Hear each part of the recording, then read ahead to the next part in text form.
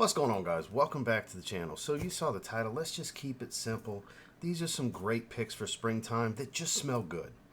Nothing technical gonna happen in this video. I'm gonna give you an idea of what I get in performance. That doesn't necessarily mean it's what you can expect, but it's kind of barometer for what I get in my experience. A quick assessment of what they smell like, and we're gonna move it on because you either have a short time to deal with because your time is precious, or you have a short attention span. But either way, I've got the video for you. Stay tuned.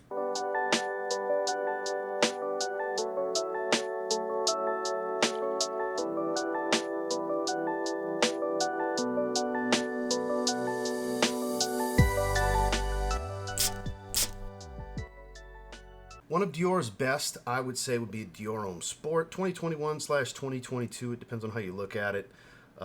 It was created in 21, shipped in 22, so people call it both. But this one, you get a little bit of citrus. There's some LME resin. There's a bit of a light smoky incense element to this, but it's based around soft woods. It's a very fresh, woody, aromatic fragrance overall that's highly versatile, has roughly average to slightly above average performance across the board from longevity and reach, and it just really goes with everything. Perfect for the warmer weather in every situation, basically dressed up and dressed down. A great option for sure is Dior Homme Sport. Another one that's kind of built for the spring, if you don't mind soapy white floral with some woods and greens and citrus, we've got Bvlgari's Man Wooden Neroli. This is actually perfect for the springtime. The bottle even looks very spring forward, if you will. Another, kind of average performer across the board, but this one just smells really good. That's the title, right? That's why we're here. It's a woody aromatic with a juicy citrus and a soapy smell to it. The white flower Neroli doesn't give it that flowery, girly type of smell. It just adds a soapiness to it. This is actually really, really good on those warmer days. It's a great option. It's Bvlgari, Man Wooden Neroli. A great, versatile, spicy, fresh floral. Not too girly, but offers a nice powdery tone to it, would be Givenchy's Gentleman Eau de Toilette Intense. This is a great everyday wear for you iris lovers. Definitely on the masculine side of florals because of the spices like cardamom. I believe there's even a little bit of basil in here. Just has this kind of peppered smell to this soft, powdery, meets kind of woodsy, lightly sweetened floral smell. Highly versatile stuff, highly complimented stuff that can dress up and dress down. A perfect work scent, if you will, with slightly above average performance. It's a really good option. Doesn't really get talked about a whole lot. Maybe look into this one this spring. It's Gentleman EDT Intense. Citruses, fruits, and woods. It's that simple. It's deep. It's a lot of people's favorite designer released last year. It is Ralph Lauren's Polo 67. We have a new flanker in the Eau de Parfum coming this year that I will be checking out when time rolls around. And if they stay true to this one and just kind of warm it up a little bit, I think it'll be a really good release because this EDT is a really good release that actually performs pretty well.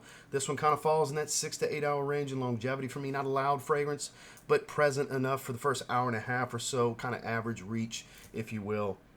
But just smells damn good. Kind of a poster child for what you would expect a Polo fragrance to smell. I think this, believe it or not, this far into the game for the Ralph Lauren Polo line, it's the most quintessential Polo fragrance, if that makes sense. Again, pineapple, Vetiver, just not over the top sweet and juicy, but fresh and fruity. It's Polo 67. Loads of citrus, fresh spicy greens, and a blonde leather, a soft, fresher leather fragrance. This is Ferragamo's bright leather. The color scheme is very fitting. It's reminiscent of kind of a beige leather, like a luxury car interior. Think Mercedes-Benz, BMW, the beige leather, that brand new smell. You kind of get that plus some citruses here. Really, really good fragrance in the average price range of like $40 to $50. Hell, you can even find testers in 50 mLs a little cheaper than that from discounters online. I'll have links below. Man, this is a good one. This is honestly, of the line, the freshest of the bunch, even I think fresher than the original, and the most interesting at the same time because it's a citrus leather fragrance that's not like, I don't know, just too fresh, if you will. Like it's grounded, it's got depth. That leather accord here is very inviting, very supple, designer, luxurious type of feel to it. This is a beautiful fragrance.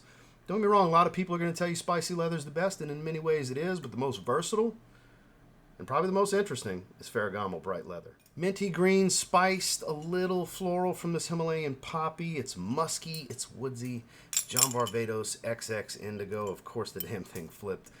I like the flair this gives, but it's kind of a pain in the ass, honestly. And you can get this one really cheap. 4.2 ounce tester like this. The only thing tester about it was it had a little sticker on the box. It was like 36 bucks or something like that. In the vein of stuff like Dylan Blue, but doesn't quite smell like it. This is really, really good. There's kind of a mintiness here. I believe there's a peppermint note or something like that. Minty green, sweet, spicy, with a bit of musk and woods.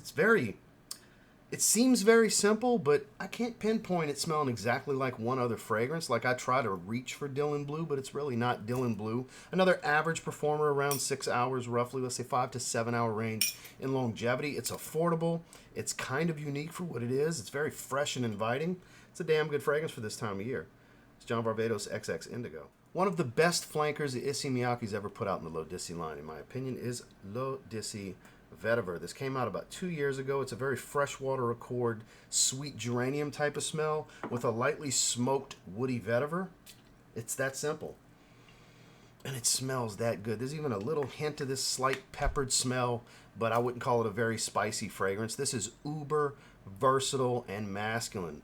Woody based, the color scheme and everything, the cap is very fitting to this. It's a fresh woody fragrance overall. Again, the sweet geranium is just not a minty type geranium. It offers that light, sweet floral smell, not a bouquet, flowery, girly type of scent in any way, shape, or form. So when I say that, don't think feminine, because it's not a feminine fragrance at all. It's actually quite masculine. And another one, like I said, uber versatile, hyper versatile, mega versatile. Pick the way you want to say it. It's that level of versatile, and it's great in the warmer weather every single day. It's L'Odyssey Vetiver from Issey Miyake. My absolute favorite in the L1212 Blanc line, the white bottles from Lacoste, is L1212 the Eau Intense. I love this one. The Eau Fresh is really good. Don't get me wrong. It's super fresh, as the name would indicate. But that leather accord really grounds this. It's more about orange than it is grapefruit. The original is more about grapefruit. Soft, leathery accord. And there's a bit of spice here to give it a little bit of an edge, but I guess kind of a sporty feel. Man, it's just really, really good. It doesn't get away from what the original was about, but it kind of does intensify the smell a bit. I think the spiciness here gives it that bit of bite that gives the appeal of an intense flanker, because it's not some monster performer. It's a, average, slightly above 6-7 hour kind of fragrance. Nothing crazy in longevity, but super well-rounded, just as casual as any fresh fragrance out there, but one that can be a great daytime business professional scent also, because it's got some depth with the spices and that soft leather accord. This is just a really, really good fragrance. Again, that's Lacoste L1212 Blanc Eau Intense. Hermes puts out some very interesting fragrances, and I think this is just kind of a springtime in a bottle type of thing. This is Hermes H24 Herbe Vives, one of their more recent releases in the line. This is about as spring as it gets. It smells like the stems on a rose, okay? Not rose smell, just pick a flower, the green stem. Imagine pulling a bouquet of flowers out of a vase of water. That fresh, watery, green, woody type of smell, that specific, like stalk to the flower type of smell is what this replicates to me.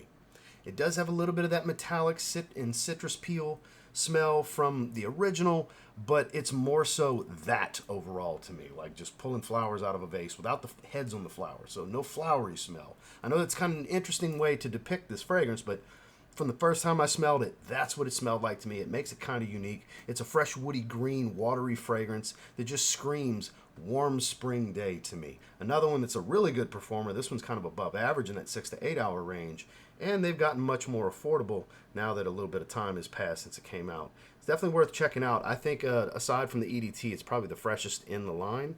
Again, that's H24 Herbe Vives from Hermes. So the notes will tell you one thing, the profile will tell you another. Yes, you get violet leaf freshness here, but that incensey core DNA of Boss Bottled Elixir is indeed here in Boss Bottled Triumph Elixir. So Triumph Elixir brings in some patchouli to give it this slight earthy green smell, but violet leaf to kind of give this fresh, watery, slightly aquatic and ozonic smell to it. Just kind of freshens things up.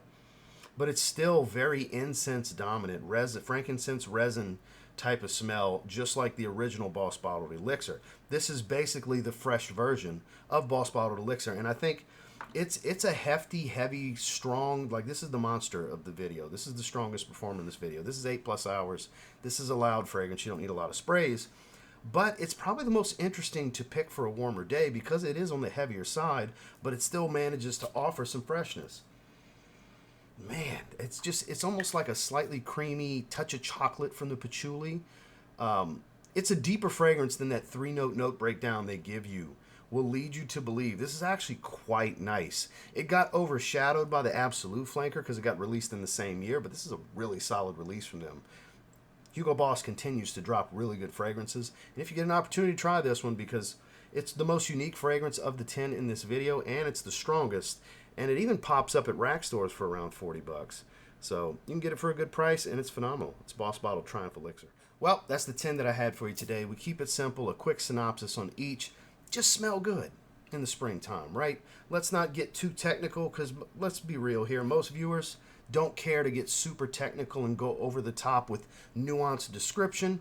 This was not for the most educated enthusiasts out there. This video was for somebody that A, has a short attention span or not a lot of time on their hands and wants a quick assessment of some fragrances, or is newer to this and just looking for a quick breakdown because they're looking for a new fragrance for the springtime. So I thank you guys for checking out the video. Make sure to like, comment, subscribe before you leave, and we'll catch you on the next one.